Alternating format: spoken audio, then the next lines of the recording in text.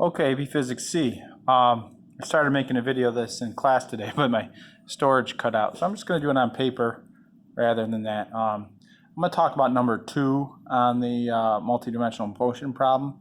Especially for those of you that are remote, you probably need to see this once. All right, so it's something launched at an angle, right? I might even put the numbers in here. And landing at the same height. So it's got some V naught and some angle theta, and we know where it's landing, or maybe we want to figure out where it's landing. In fact, why don't we do that? Why don't we figure out where it'll land when launched at an angle at a certain speed. All right. So we have delta x equals 1/2 ax t squared plus v naught x t. And we have delta y equals 1/2 ay t squared plus v naught y t. Cool. But now what? All right. Well, we know acceleration in x direction is 0. All right. We know delta y is 0 because starts and stops at the same height. That's good. How does theta come into play? Well, when you launch something at an angle, it has an x component and a y component to its initial velocity. All right. So v naught x is v naught times the sine of theta. V naught y is v naught, v naught x is v naught times the cos of theta. V naught y is v naught times the sine of theta. All right. So v naught x equals v naught cos theta. V naught y equals v naught sine theta. Okay, very good. So we're going to take those, plug them in over here. All right. So I'm going to kind of take these two equations, kind of split them out a little bit here. So I have delta x equals v naught cos theta times t. I have delta y equals 1/2. I'm going to put a negative g for a y. Negative g. I'm putting the direction in there with g separately. Remember, g is 9.8 newtons per kilogram, or 9.8 meters per second squared. It's not negative. It's negative when I put it in a coordinate system, like in this problem here. Gt squared plus, well, this should be 0 here, right? Remember, that goes to 0, plus v naught sine theta. All right, so here we are so far. Now it becomes an algebraic exercise, right? Because I have two unknowns. Delta x is given, okay? So let's just declare that delta x, well, I guess I'm solving for delta x. V naught is given, and theta is given here, right? Or, well, maybe I should do it like we did it before and solve for theta like the question actually says. So I guess I'll do it that. We know V naught and we know where it lands. So what angle do I need to launch it at? I know where I want it to land, and I know what speed I can launch it at. Usually that's what you know, right? That's usually what you have. You know the speed you can shoot something at, and you know where you want it to land. So what angle do you have to throw it at? So let's stick with that. Sorry about that confusion. So I have two equations, two unknowns. T and theta are my unknowns here. All right. So let's figure this out. I'm going to solve one equation for t and plug it into the other one. Oops, I forgot a t there. All right. So I'm going to solve the delta x for t. So delta x divided by v naught cos theta equals t. All right. I'm going to rearrange this one to look a little bit nicer. I'm going to bring this term over to the left side.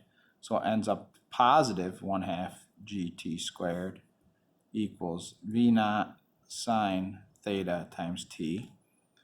I can eliminate a t here. That's good. And then I can take this and plug it in for t there.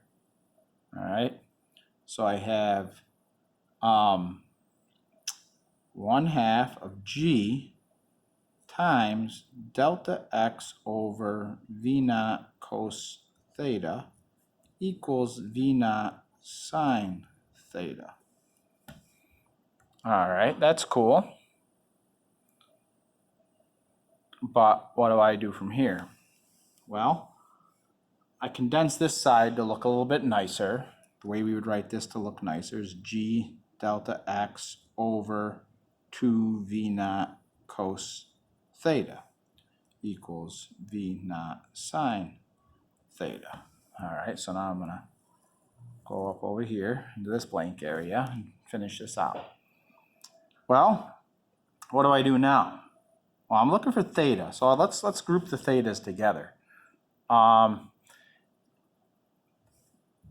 What I'm going to do is I'm going to bring this 2 V naught cos theta up over here. I'm going to bring the whole thing up over here because I'm going to combine the V naughts, get the thetas together. Might as well bring the 2 up. And really I'm relying on prior experience to do this step here. All right. I really don't expect that students would be able to recognize this magically the first time they ever try to do this problem. All right, but this is a technique we use quite often. So I bring this whole denominator upstairs, right? I'm going to write it slightly different. G delta X equals V naught squared times 2 cos theta sine theta. Now, I'm solving for theta, right? And that's a problem here because I have 2 thetas, and I have no idea how to solve this for theta. Maybe I'd want to try to bring the V naught squared and the 2 back over here, but hold on a second. I grouped this way for a reason. This might make some of you remember something from math class, all right? This is a double angle formula. This is a trig function, trig identity. 2 cos theta sine theta, or 2 sine theta cos theta, is equal to the sine of twice the angle. That's a trig identity. Now, you might say, Harmon, how would I ever recognize that? Well, you wouldn't, to be honest with you. You wouldn't recognize that yourself the first time you do this problem. You just wouldn't. And that's a thing in physics, honestly, to learn how to do this type of problem. And then just be aware later on if you ever need to try to find a fancy trig identity, right? So sometimes kids will recognize that looks familiar, right? And that's kind of how this goes. It's kind of like a detective work. You got to have prior experience to be able to recognize patterns. And this is one of these things you get to recognize over time. There's no rule book that says to do this, right? You just have to gain experience. So you end up with G delta X equals V naught squared times sine of twice the angle. All right, so from here, this could be rearranged into the range equation, which you may have seen last year. Delta X, or the range, equals V naught squared sine of 2 theta over G, right? This is called the range equation. Is it going off the page? I believe it is. My bad. All right, this is called the range equation. You may have seen that last year in Mr. Column's class. It's derived in all textbooks. Sometimes it's just given to you in the textbooks, and then you have to derive it, and that's how you do it. But in this case, we're looking for theta, right? So let's go ahead and do that. So we divide both sides by v squared in that case. I could have left the v squared down here. I could have brought the v naught down here when I did this earlier, but you know, I knew what result I wanted to get, so here we are. Sine 2 theta. Then you do just take the sine inverse of each side, sine minus 1 of g delta x over v naught squared equals 2 theta. So when you take the sine inverse of sine 2 theta, right, that just ends up being 2 theta. So to solve for theta, then the final thing you do is divide by 2. So theta of problem number 2 is sine inverse of g, which is 9.8, not negative 9.8, meters per second squared. It's worth putting the units in so you know that things are working out right to check your units. So delta x is 1,000 meters. That's a pretty far shot. And V naught squared is 300 meters per second squared. Divide that all by 2. You're going to get an angle of about 3.1 degrees. But it's worthwhile to check the units here.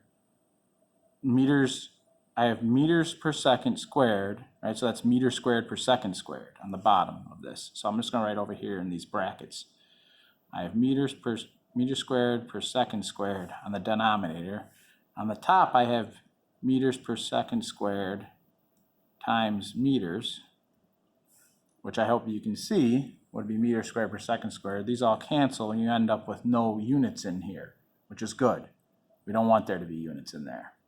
And then you just divide the final answer by 2, 3.1 degrees.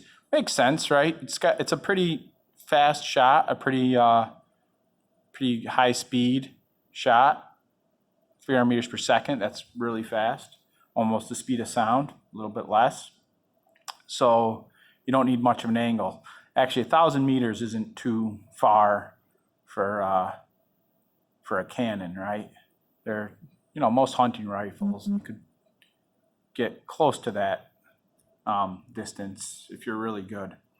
But anyhow, that's about it for this question. Hopefully the trick is all this double angle formula here.